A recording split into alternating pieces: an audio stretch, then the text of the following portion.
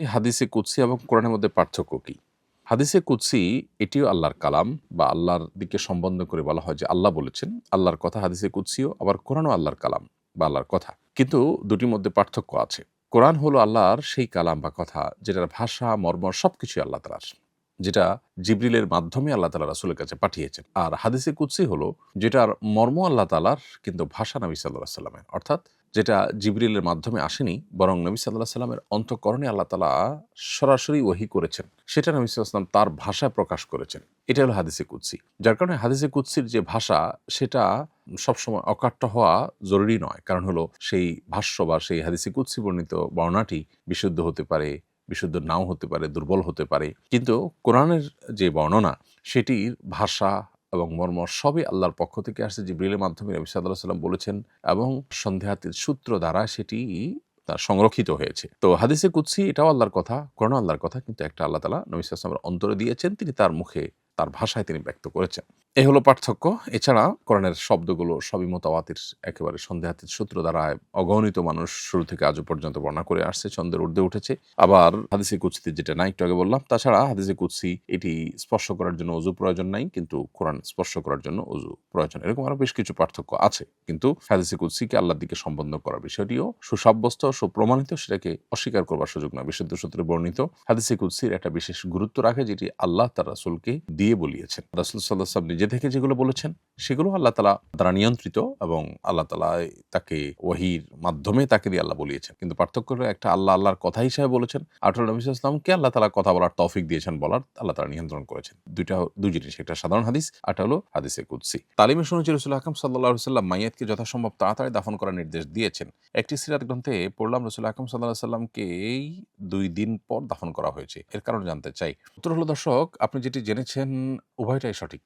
অর্থাৎ পরের যেটা তথ্য দিয়েছেন যে নবী করিম সাল্লাল্লাহু আলাইহি ওয়াসাল্লামের সাথে, সাথে দাফন হয়নি, বরং তার দাফন বেশ খানিকটা দেরি করেই হয়েছে। এটা যেমন সত্য, আবার নবী করিম সাল্লাল্লাহু আলাইহি ওয়াসাল্লাম দ্রুততার সাথে মৃত ব্যক্তিকে দাফন করার নির্দেশ করেছেন। তিনি বলেছেন, আসরিউ বিল জানাজা, তোমরা জানাজা দ্রুত করো। কারণ যে ব্যক্তির জানাজা আদায় করবে, লোকটা যদি নেককার হন, তাহলে সেক্ষেত্রে তাকে তার জান্নাতের নেয়ামত থেকে বঞ্চিত রাখা, দূরে রাখা, এটা মোটেও সমীচীন নয়। আর যদি তিনি বদকার হয়ে থাকেন, তাহলে সেক্ষেত্রে দুনিয়ার মানুষকে মুক্তি দেওয়ার জন্য তাকে দ্রুত কবরস্থ করা উচিত। তো এই বিষয়টা থেকে পরিষ্কারভাবে বোঝা যায় যে মৃত ব্যক্তিকে দ্রুত তা কাফন দাফনের ব্যবস্থা করা উচিত, দ্রুত জানাজা পড়া উচিত। এটাই হলো মৌলিক নির্দেশনা। নবী করিম সাল্লাল্লাহু আলাইহি ওয়াসাল্লাম দেরি হয়েছে কেন, তার কিছু ওজর ছিল। প্রথমত, নবী করিম সাল্লাল্লাহু আলাইহি সাল্লাম এর কাফনের কাজটা দেরি হওয়ার কারণ ছিল সাহাবা একরাম অনেকে এত বেশি শোকে মুহ্যমান ছিলেন যে অনেকে বিশ্বাসই করতে পারছিলেন না যে তিনি মারা গেছেন। পুরো পরিস্থিতিকে স্বাভাবিক করতে সময় লেগে গিয়েছিল, এটা একটা ওজর। দ্বিতীয়ত হলো যে তার জানাজার ইমামতি যিনি করবেন, তিনি পরবর্তীতে শাসক হবেন, খলিফা হবেন, সেই বিষয়টি নির্ধারণ করতে সাহাবীদের হিমশিম খেতে হয়েছে। সেটার কারণেও বেশ খানিকটা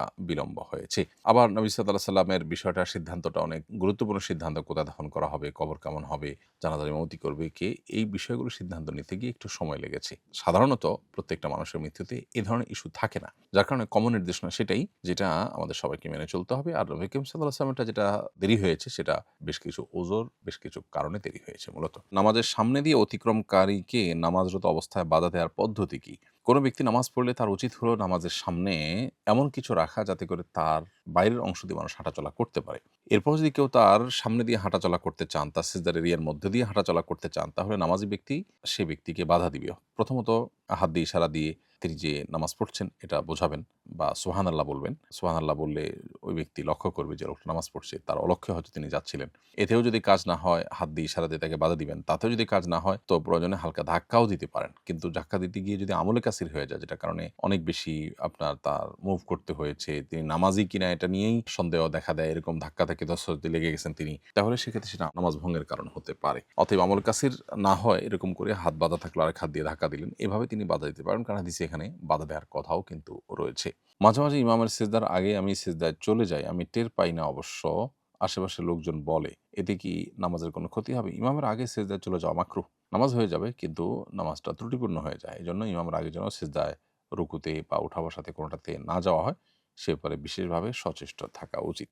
আমি একটি মাল্টিন্যাশনাল কোম্পানিতে কাজ করি। অফিসের কলিগরা প্রায়ই বিভিন্ন কালচারাল ডিনার বা পার্টির আয়োজন করে থাকেন। সেখানে অনেক সময় এমন সব খাবার বা পানীয় থাকে যা মুসলিমদের জন্য নিষিদ্ধ। আমি যদি সেই অনুষ্ঠানে যোগ দিয়ে শুধু হালাল খাবার গ্রহণ করি এবং অন্যদের সাথে সৌজন্যতামূলক আচরণ করি, তবে কি আমার কোনো গুনাহ হবে? প্রিয় ভাই, এ সম্পর্কে মুসনাদে আহমদের একটি হাদিস বর্ণিত আছে জাবের রাদিয়াল্লাহু তাআলা আনহু থেকে, যে নবী করিম সাল্লাল্লাহু আলাইহি সাল্লাম পরিষ্কারভাবে আমাদেরকে বলেছেন, যে ব্যক্তি আল্লাহ এবং আখিরাতের প্রতি বিশ্বাস করে সে যেন এমন কোনো মজলিসে খেতে না বসে যেখানে মদ সার্ভ করা হচ্ছে বা মদ পান করা হচ্ছে। তো এখানে আপনি মদ পান না করলেও বা মাদক গ্রহণ না করলেও সেখানে মাদক অন্যরা গ্রহণ করছে, সেখানে আপনি বসে হালালটা খাওয়াটাও আপনার জন্য এই হাদিসের আলোকে নিষিদ্ধ।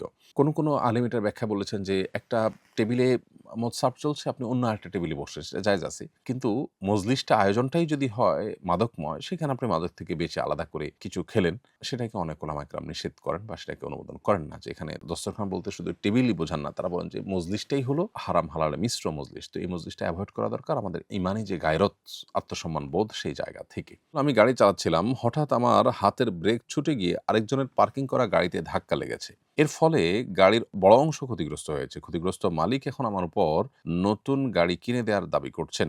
আমি কি নতুন গাড়ি কিনে দিতে বাধ্য, নাকি ক্ষতির পরিমাণ অনুযায়ী ক্ষতিপূরণ দিলে হবে? উত্তর হলো, আপনি ক্ষতির পরিমাণ অনুযায়ী ক্ষতিপূরণ দিলেই হবে। নতুন গাড়ি কিনে দেওয়া আবশ্যক নয়। নতুন গাড়ি কিনে দিতে গেলে আপনার পুরো গাড়ির মূল্য আপনাকে পরিশোধ করতে হবে, যেটা আপনার প্রতি জুলুম হবে।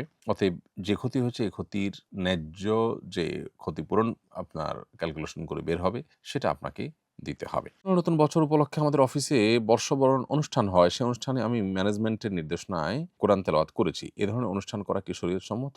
আর এই অনুষ্ঠানে কোরআন তেলাওয়াত করা জায়েজ আছে কিনা? নতুন বছর উপলক্ষে বর্ষবরণের আনুষ্ঠানিকতা, এটা যদি নিছকই আনুষ্ঠানিকতার ব্যাপার হয়, এখানে কোনো ধারণাগত বিষয়, বিশ্বাসগত বিষয় না থাকে, তাহলে এটা একটা মোবাহ কাজ হতে পারে। কিন্তু সেই সাথে এখানে এটাও মাথায় রাখতে হবে যে নওরোজ বা নববর্ষের উদযাপনের এই কালচারটা এসেছে মূলত আপনার প্রকৃতি পূজারী বা প্যাগানদের থেকে।